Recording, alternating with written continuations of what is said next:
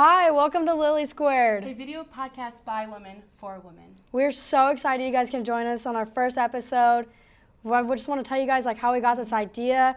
We're in both Journalism 488, where we pitch an idea to start a show or start, in our case, a podcast, which is very different from what everyone else has here because usually you find videos and TV shows here. We kind of wanted to start something new with a video podcast, like she said, by women for women. So we went to 488. I was so nervous to pitch my idea first. I was like, I don't know if anyone will have this idea. I thought about it in the summer, and I briefly emailed Cal, our professor, about it. And when I pitched it, I was like, okay, no one's gonna have this idea. And then you said the same thing, and I was like, okay, this girl seems passionate, same desire, and as what I want to do in the future. And we wanted to get the ball rolling right away. So I think it was 2 days after? Yeah, easily within 2 days. We met after class. In 2 days we set up a meeting with Cal and we got it going right away. And here we are now. I know this is both very important to myself and you for many reasons. I mean, I grew up around sports like it was my thing. I've played soccer since I was 3 years old. I ran track, I snowboard, I skateboard, I do it all. And I mean, growing up with a brother and my dad who were super close with me, football was just huge. When I was little, I was like, all right, it's Sunday. There's going to be really good food. That's it. I guess that's kind of how I was I looked so forward to football Sundays because of the food. And then I was like, wait, I kind of like what they're watching. This is fun. Yeah. And so I got so into it. I was like, I don't even know how young I was. I was like, Dad, what is this? He's like, this is football. He's like, watch it with me, and I would watch it with him every Sunday, my dad and brother. And then I got older and I was in high school and I was playing football with the boys. I'm sure everybody in high school played powder puff football. I was the one out there yelling at everybody because none of the other girls knew how to play football. And I'm like, all right, let's run a QB sneak, let's run a jet sweep. And they're like, Lily, what are you talking about? What is this? And I'm like, you guys, come on, you need to get on my level. We're playing football here. This is not a joke. I'm super competitive about that stuff anyways too. So in high school, I did yearbook and newspaper, and I guess that's how I found my love for journalism and talking about sports and my passion, because there I was more behind the camera. I would write stories and I guess take pictures too. Taking sports pictures was a huge thing for me. And growing up around sports, like I said, just fed my passion Lily's. I know that was the same idea for you too. Jumping off of you, I know, right when I was born, I had a green and yellow Green Bay Packer beanie put on my head, and to this day, my mom swears that is why I'm a Packers fan. I'm so passionate about the sport as well. But my great-grandpa was a Packers fan, then my grandpa, then my dad, and football Sundays in the house were big. We tailgated, we went to the games. I have never missed a Packer game with my dad or grandpa until going into college. But we always FaceTime and call, oh, that was such a bad play. What are they doing? I should have been a pass interference call and stuff like that. And I also, my whole family played sports. I did cheer, basketball, tennis. Big one, softball was my absolute favorite, my absolute dream. I wanted to do it in college, but because of the platform that there is out there professional wise, it was a hard decision to sway away from that idea just to continue with my career. But I'm very passionate in the broadcast sports industry. So without playing softball, I took that passion and derived it into what we're doing now and the classes I've done in the past as well. In high school, I really got into this club called Scratch Paper, where you do sideline reporting, highlight reels, hype videos, stuff like that.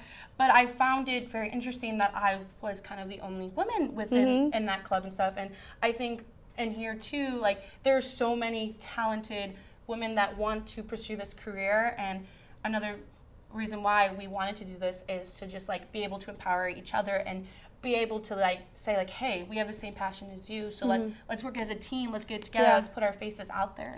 I mean, when we both realized we were into sports just as much as we were, I saw her passion for sports, and as soon as she started talking about it, I was like, wait, this is me in another form, and except her name is spelled with one L and mine is spelled with two. And I mean, we jumped on it so fast, and just putting us two together and getting our way into women in sports, it's so you don't see that often. Like, we are stepping foot into a male-dominant world. I mean, you don't see a lot of women on the sideline reporting for football. You don't. And you don't see a lot of women reporting on ESPN. Like, there are very few women on there, and those women I absolutely look up to, and I want to be them someday because props to them for doing what they do, because it's not easy. It's truly not. And we are just opening the door and stepping our foot in to just changing this world, because we want to see more women in here, and we want to do that and show other women too that, like, it is possible. Like, do not change your career and what you want to do just because it may not be normal. Like, we're doing this because we want to change that stereotype. We want to have more women in the sports world, and that's kind of why we created this. Our credibility and our background is allowing us to, like, sit here today and bring up those contemporary issues. Like, for example, Soleil was out on Jayhawk Boulevard the other day, and it was really interesting. She got to ask a question to some students if they knew any professional athletes or coaches. So we'll take a little short break, and Soleil will be back with that. Thank you, Lily. I'm Soleil, and I'm standing in front of Stopper Flint Hall, where I'm going to be asking a couple students about their opinions and questions about women's athletes. Okay. Anna, can you name a female athlete? Simone Biles. Can you name a female coach? No, I cannot. How do you feel like women are being treated in the sports industry? I do think they're not being paid as much as men, and that's still a big issue. That's like the biggest thing that I can think of right now is the wage gap between men and female athletes. Absolutely, I totally agree with you. Thank you so much for your time, Anna. Marley, can you name a female athlete? Serena Williams. Can you name a female coach? No. How do you feel like women are being treated in the sports industry? I think we've come a long ways, and we have stuff like Title IX that helps, but I think we still have a long ways to go. I think that there's a lot of improvements and equality that they need to kind of focus on. Absolutely. Thank you so much for your time, Marley. Back to you, Lily, in the studio. Thanks, Soleil. Yeah, that was really interesting to see. I mean, in the pro world for women athletes, I guess Serena Williams and Simone Biles will come to a lot of people's minds. But for the coaching wise, I thought that was really interesting. Yeah. I know one coach that comes to my mind right away is Patty Gassos, the Oklahoma softball coach. She is amazing, and she has done so many great things in that program. She has produced professional softball athletes after college and everything like that, and who have gone on to play in the USA Olympics too.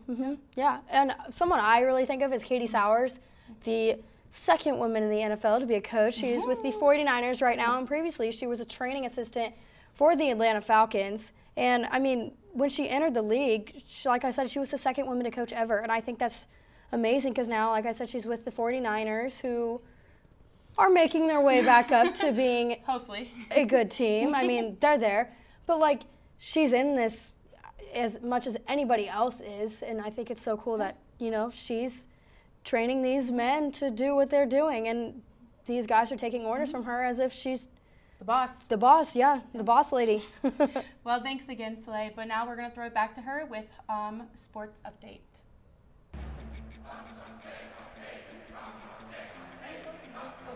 My ending is back to you, Lily, with the NFL recap. That's my ending.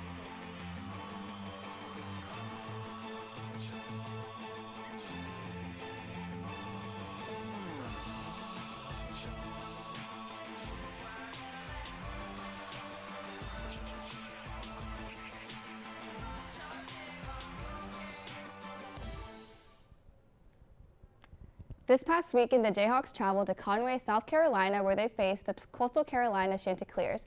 The Jayhawks started off strong when kicker Jacob Borcella scored a 46-yard field goal. Devin Neal scored a 2-yard run. The second quarter of the game, the Chanticleers scored 3 touchdowns. Jayhawk Jason Beam followed by scoring a 34-yard run. At halftime, with a score of 15-28 Chanticleers. After the half, Jason Beam scored a 46-yard run. The Chanticleers then scored 3 touchdowns, resulting in a score of 22-49. The Coastal Carolina has now a 3-game winning streak over the Jayhawks. That'll wrap it up for me. Join me next week where I will interview a special guest. Back to you, Lily, with the NFL recap. It's that time again. The NFL started their first regular season games this week. It's a new dynamic this year with fans allowed to be in attendance for the first time since COVID began. Most stadiums are requiring masks to be worn, and some social distance requirements are implemented. The Tampa Buccaneers and Dallas Cowboys kicked off the season Thursday night with Tampa winning over the Cowboys 31-29. Tom Brady threw for 4 touchdowns, and Ryan Sukup sealed the victory with a late field goal. Over on the NFC side, Jameis Winston got his first start with the Saints after backing up quarterback Drew Brees last season. Winston demolished the Green Bay Packers defense by passing for 148 yards and throwing for 5 touchdowns. Although the 2020 MVP Aaron Rodgers is officially back with the Packers, Rodgers looked lost yesterday. Rodgers had a 32.8 passing rating, 0 touchdowns, and 2 interceptions. The Kansas City Chiefs are trailing throughout the first half against the Cleveland Browns, but turned around their game plan and solidified a victory by scoring 23 points in the second half, while Cleveland's offense only managed to score a touchdown. That's it for this weekly NFL recap. Make sure to tune in next week to see where your NFL team stands. We will take a short break, and Lily will be back with KU Sports News. Thanks, Lily. With week 1 of the NFL season over, fantasy football managers such as myself are already preparing for week 2.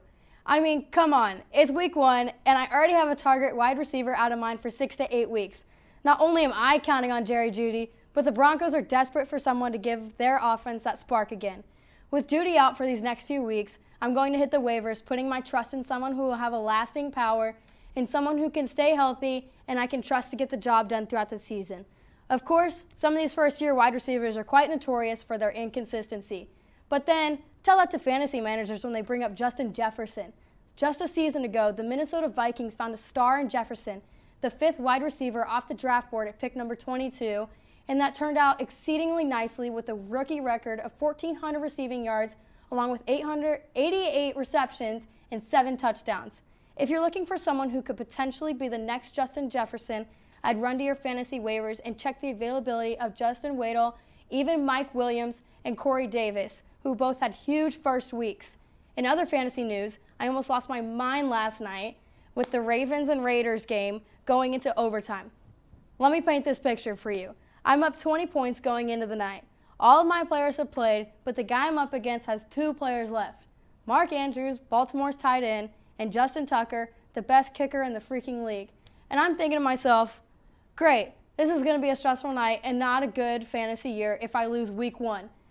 The game goes into overtime, and at this point, I'm only up by 4 points.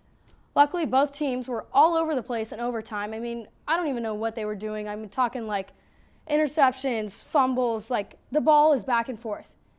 I got away with a win, and Justin Tucker, the kicker, outscored his tight end with 11 fantasy points. But sometimes, that's how fantasy football goes for you. That's all I have for this week's fantasy update. Join me again next time for week 2 recap. I want to say thank you guys for joining us in this first week on our first episode of LillySquared. Stay tuned for next week at the same time. Bye, guys.